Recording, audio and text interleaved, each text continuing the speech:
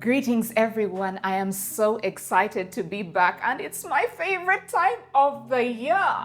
Should I say Merry Christmas or should we wait till it's exactly that day?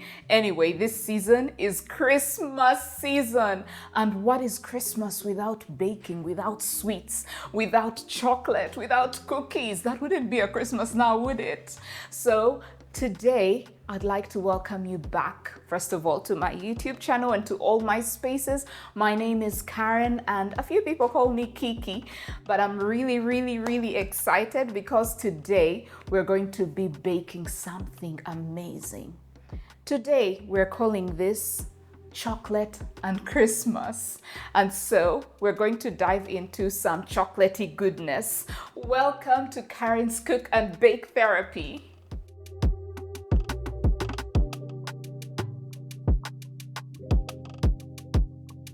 Like I said, we are getting into Christmas and chocolate. In the other weeks, we will have Christmas and cookies, Christmas and cake. It's just Christmas all round.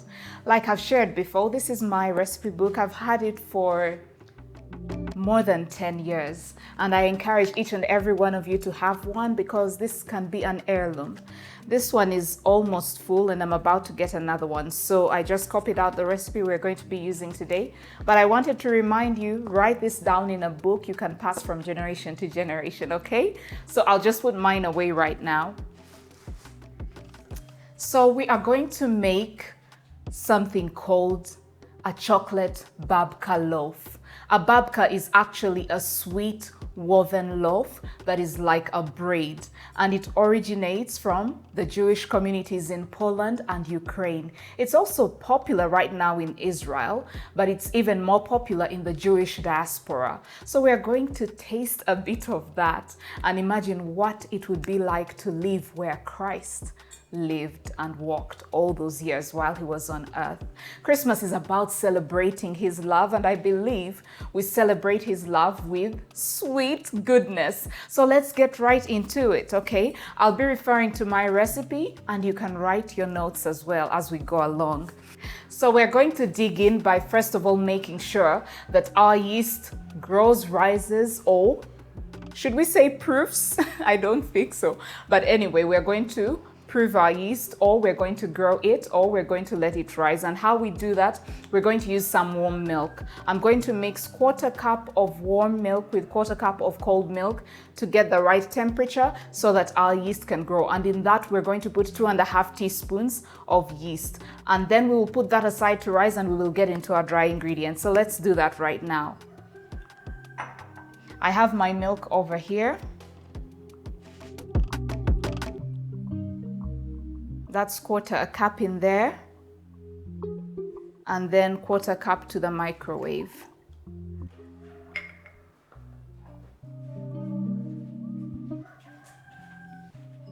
I'll put some sugar just to make sure that we create the right atmosphere for the yeast to rise. I've put a teaspoon of sugar.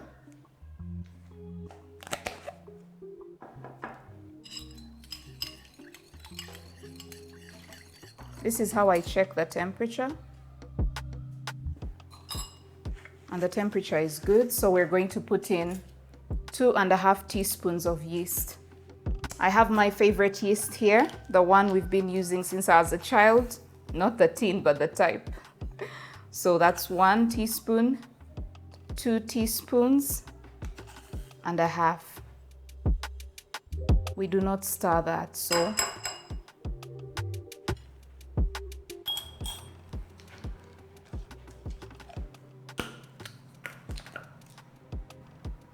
and we'll cover that up and put it aside. And now we will get into our dry ingredients. So we're going to have 3.5 cups of flour, so let's measure those out. I'm starting to have tins for everything. When you're used to cooking and baking, most times you may not be so organized in your kitchen with certain things. So now we're measuring out 3.5 cups of flour. Like I said, you don't scoop directly into the bowl because the measurements may be off. So that's 1 cup.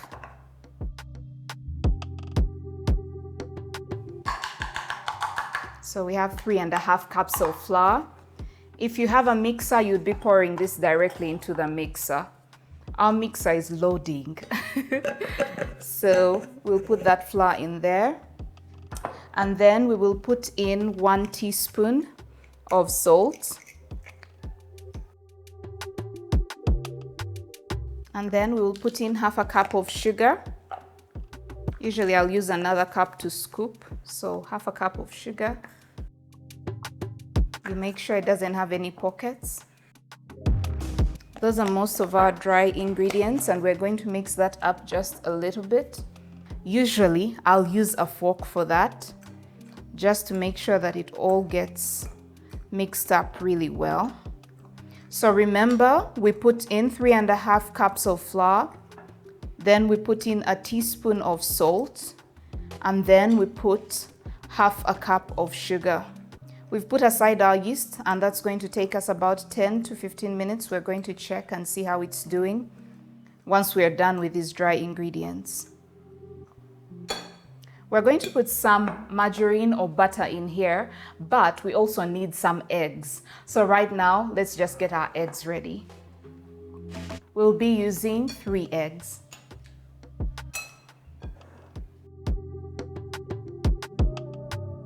So it's always good to have, somewhere you can dispose of your trash nearby so that you don't have a cluttered and dirty table. I already have some flour on here, and I don't like that. You could use I should have used a bigger bowl than this. You could use a bigger one, and all you have to do is just whisk that. But this is the old-fashioned method, and it works. Okay, so our eggs are ready. And now we're going to add the margarine. And for that, we need 150 grams.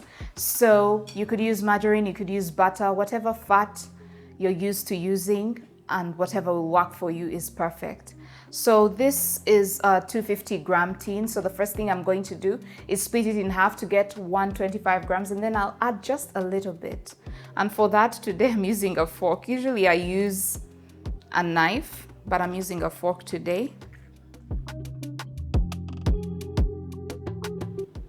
Okay, so that's ready to mix. Like I always remind you, it's important to wash your hands. And so my hands are clean, but I'll wash them again. So I'm digging in with my fingers, and I'm going to mix this till it's like breadcrumbs. And then I'm going to add our liquids. We have our warm milk with the yeast, and then we have some eggs, and that's what's going to get us the dough, okay? After that, we're going to be making a chocolatey filling that we're going to use to make our chocolate swirl loaf, or what we call babka. This is just a bit of that sweet taste from Israel, okay? So you want to check that and make sure that it is like breadcrumbs. Why do we say breadcrumbs? Because they are little put together crumbs in here. Yeah, you lift that a bit to check and make sure that the consistency is working. And that's about it. So right now, we're going to check if our yeast is ready so that we can put it in first, and then we'll use the eggs to, finish off the dough. So let's check on our yeast. Look at that. It looks great, right? It's risen. Most of it has, and some of it has not, but it will happen while it's in the dough. So I'm pouring this in here, all of it. And I'm going to mix that, and then I'm going to add our eggs. I'll put in a little at first and see if that's enough. Okay, this can take you about 5 minutes getting this dough together. And don't put in all your liquid at once because it might be too much. So from what I've noted here, 2 eggs could have been enough, but I had used about 3. You don't want any of this around you, so you just keep cleaning it up. So it takes us about 5 minutes to get to this point. We always say a good dough does not stick. Sometimes if you go in with a bit too much of the milk or the eggs, you can actually add some flour, but we're not going to do that. So now our dough is ready, and we're going to cover it up with cling film and put it in the fridge to chill. While it chills, we're going to make our chocolatey filling. Yeah, the most exciting part of this. So let's cover this up with cling film and put it in the fridge to chill. So I'm covering this with cling film and I'm going to put it in the fridge to chill for about half an hour to maybe an hour. It depends on how much time you have. The best thing to do usually is to do that overnight. So it's ready, covered and good to go in the fridge. Now our dough is in the fridge chilling and we're going to make our chocolatey goodness filling, okay? So for that we need some dark chocolate, some cocoa, some margarine, and some sugar and some heavy cream. If you do not have heavy cream, you can create a semblance of heavy cream by mixing some yogurt and milk, which is what I am going to do. And so for our chocolatey filling, we need half a cup of heavy cream, 225 grams of chocolate, though I have 230 grams. And then we're going to also add about 115 grams of margarine. If you have butter, it's a better substitute. So I don't have heavy cream now, but I know a few substitutes for heavy cream. So I'm going to be mixing a quarter cup of yogurt and a quarter cup of milk to create my own heavy cream. So I'm going to do that. I have my yogurt here. Just going to put it in this cup. And then I'll measure out my milk. And that is plain yogurt for you, plain yogurt or Greek yogurt. Greek yogurt is usually the best, but it's not as easy to come by. And so this is my heavy cream. So my heavy cream is ready. And I'm also going to chop up our chocolate. That's supposed to be 225 grams of chocolate. This is actually my counter. It's what I use to chop up everything. And that's why I usually like to have it clean. So it's important to chop up your chocolate. This chocolate is a bit hard, so I'll start by breaking it up. So, of course, you can chop up your chocolate into tiny pieces, but it's going to melt. So it's not necessary. You can just break it up. My knife doesn't seem to be doing a good job, but I'm going to just break that up and put it in the pan. So like I said, I'm going to mix this and put all of it in a pan because I'm about to take us to the cooker where we're going to melt it all down.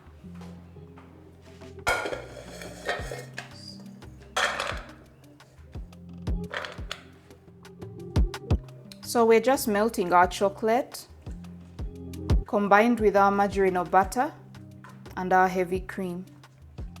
Can let it sit for a bit to melt and then come and mix it up.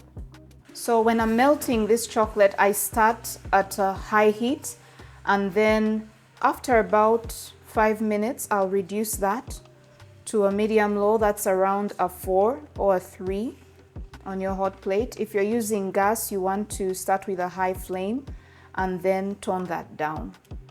So we're just making sure that everything melts and mixes together. At some point, I leave it to simmer for a bit on its own since it's now on low heat.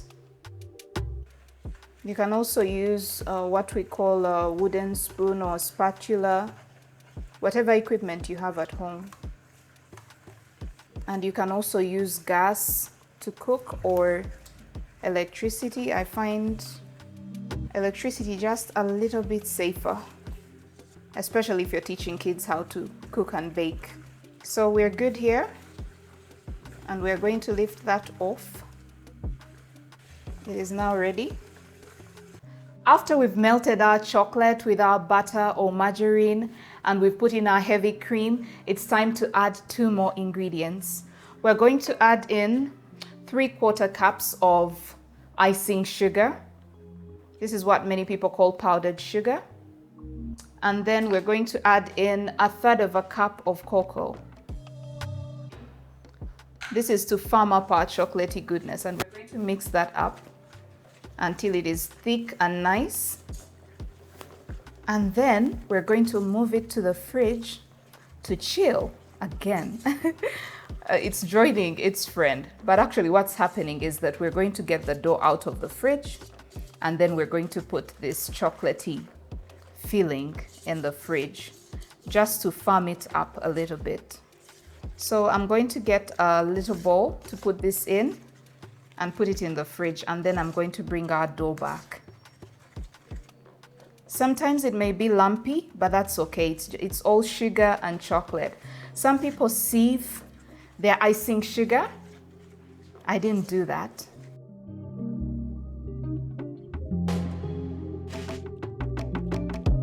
So we just got our dough out of the fridge. Like I said, you can have it in there overnight. You could have it in there for about an hour. But if you're in a rush, 30 minutes should be okay too. So this was our first proofing, and we're going to roll it out and get into our chocolate. So it's a bit sticky, so I have my flour here. My counter that does everything. I'm putting it on there. And this can make 2 babka loaves, but what I'm going to do is I'm going to cut off a little bit of it and make some chocolate swirl buns, and then I'm going to make a babka loaf as well. So I'm not going to do an exact half, I'm just going to chop off a little bit of it, and I'm keeping this for some swirl buns, and then I'm using this for the babka. So we're going to roll this up. For those of you who have been following for a while, we're going to roll it up like we did for the cinnamon rolls, okay? And you can cut it into a perfect square, or you can just, go along. So let's just go along with this and roll it and then fill it.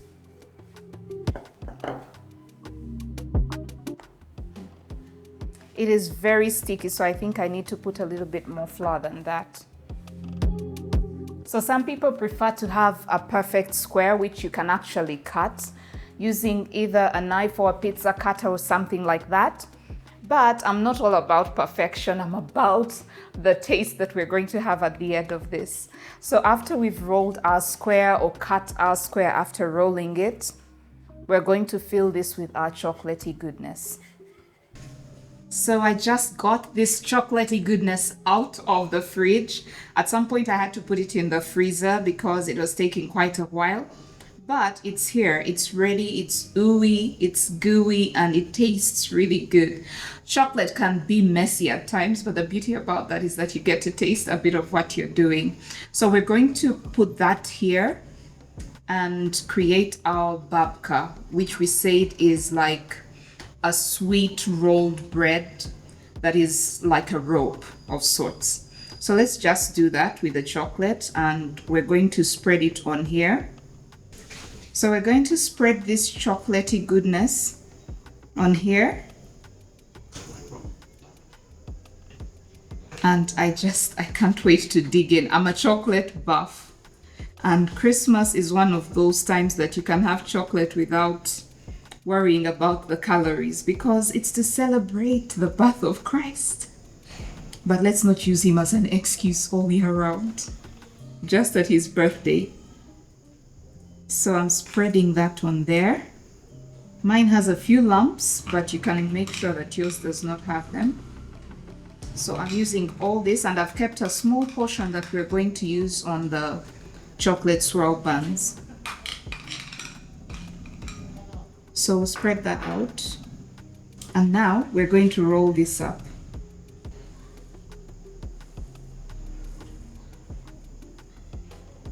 And so we've rolled that up, and at the end you want to try and make sure that you pinch these end parts together. So I'm going to turn that a little bit. And this is what we have. It's rolled up. And what we're going to do is to cut that up in the middle. So we're going to cut it up. It can be a bit messy, like I said, but we're going to cut that up. I usually prefer to use a bread knife because it's sharper.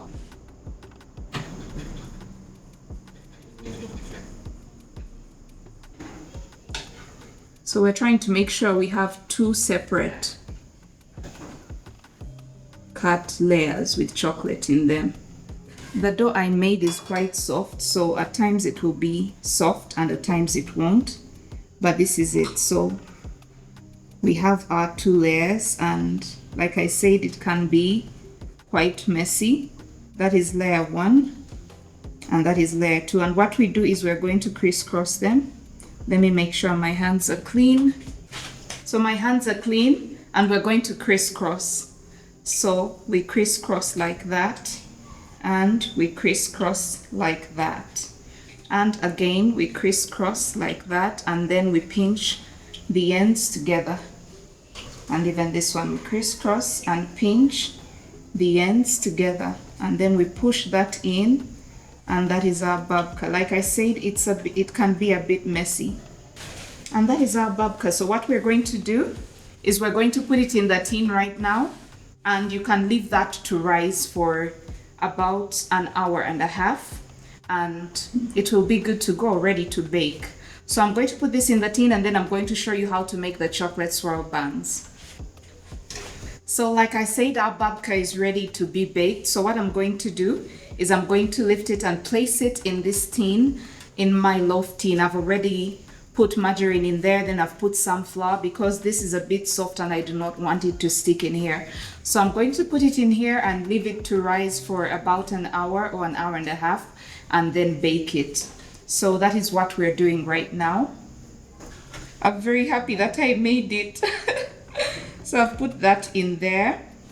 I feel like I should have used a smaller loaf tin, but I think this is okay. I have a smaller one, but if you feel like your loaf is small, you can use a smaller tin, but this is okay.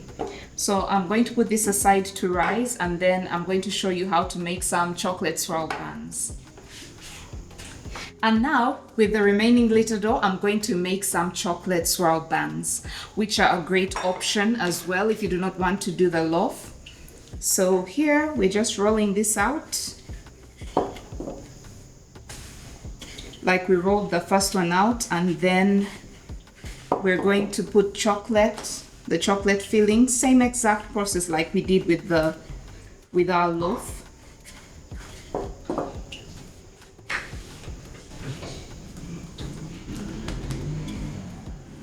It doesn't have to be perfect. You can cut it if you want it to be perfect. But some imperfections that come from homemade pastries look good. So I'm not all about that perfect cut.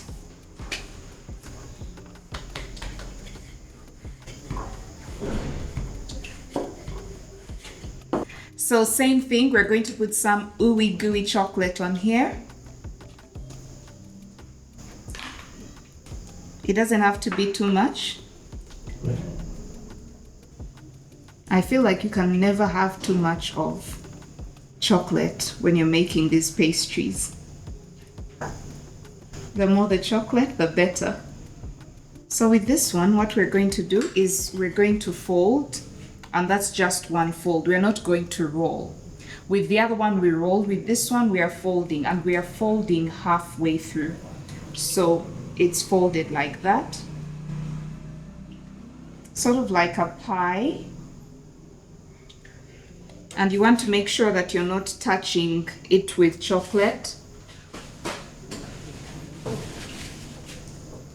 So we're going to cut this up into about 4 buns. So I'll go there in the middle and cut that up.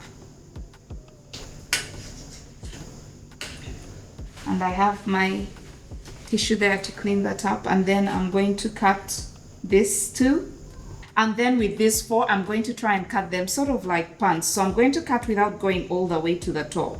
So I'm going to cut this here.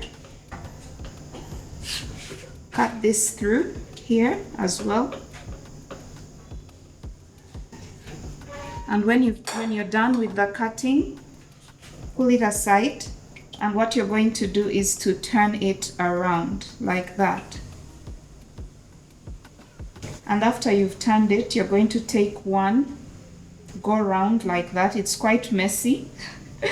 And then go around like this. And there you have your swirl bun. I don't want to be too messy, but it depends on the consistency of your chocolate, depending on what you use to mix it up. I feel like mine is a bit soft because I did not have heavy cream and I created my own. So I'm swirling like that and I'm making a mess, and I'm taking that over there to the side. With the other one, I went like this, but with this one, I want to go like that. So you're just trying to make swirls and twists. And the chocolate is really messy. So I'll keep cleaning and washing my hands. And then twist, twist, twist, twist. You can take this one round, tuck it in a bit, and then you can also bring this one and tuck it in a bit. And you're trying to make sure that you're not putting that much chocolate on top of what you've already done. So twist, twist, twist, twist, twist. Take one round. Your twists don't have to be like super neat, and take that one round. So these are two different types of twists. Like I said, it's messy, but it tastes amazing. So those are our buns, and I'm going to lift them off and put them on a tray. So here are our chocolate swirl buns ready to go in the oven, and we have our chocolate swirl loaf, or you call it a babka. They're going to rise for about an hour and a half, and then we will bake them, and we will be back to taste the final product. Some few pointers. I felt like when I was mixing the dough, I went in with a little bit too much of the liquid, so you would like to check that. Another thing is, when I was mixing, I used a substitute for the heavy cream, and that made the chocolate consistency a little bit lighter than it should be. That's the reason we had put the chocolate in the fridge, to become just a little bit harder and easier to manage. That helps, but you have to check constantly, because at some point mine froze. So it's better to do this when you have time, so that you can use the fridge and not the freezer. So we're going to bake this, and we're going to come back and enjoy our chocolatey goodness with Christmas and chocolate. We'll be back to taste. A few moments later. So we're done with our baking, and look at our swirl buns. They're amazing. And I've been told by some people on the crew behind the camera that they're tasty. I decided that I was going to wait and taste with you guys. So while we were baking, I made a simple glaze, which is just 1/3 of a cup of icing sugar and 1/3 of a cup of water. You can mix those and heat them up on the stove or on the cooker, or you can actually just microwave it for about 2 minutes and it will be ready. So we have this, and when our loaf is ready, typically we'll brush over our loaf just to give it a bit of, that shiny glaze. Some people use egg white or even just an egg to do that, but when I think of raw eggs, I don't know. I have some bad memories there, so I decided that this would be perfect. So I'm excited about cutting into this loaf and about tasting our buns. They look really good. But like I told you, I felt like I made my dough too soft. So my loaf is sort of stuck in the pan, and you can avoid that by, first of all, making sure you have heavy cream for your chocolate filling, and then also making sure that when you're mixing, you don't go in with too much of the liquid. So I'm going to try and cut this up and see if we can get a slice out of it. Okay. So I managed to get a bit of it out of the pan, and I'm just cutting through it. I want to get this middle slice because it looks so yummy, but then it's so soft. I just feel that ooey gooey chocolatey goodness, and I want to taste it. Oh, it looks so good. Look at that. Look at that. Are you seeing that? It's very soft and chocolatey. So I'm just going to, actually, I shouldn't even be using a knife at this point. I'm just going to break into it. I'm going to break a piece, and I want a part which has some really good chocolate. Time to taste.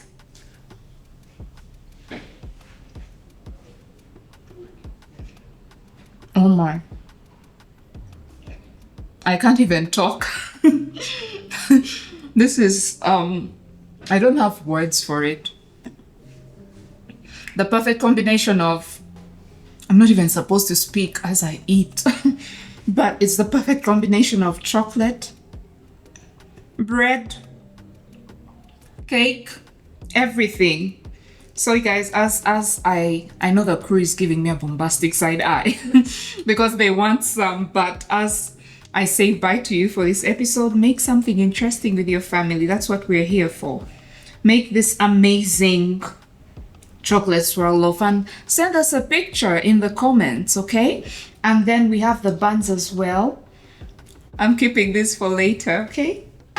So anyway, as I eat and as we continue with this special series here at Karen's Cook and Bake Therapy, we're going to be doing Christmas and today we did Christmas and chocolate.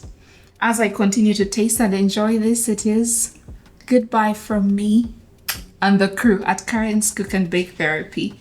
Merry Christmas.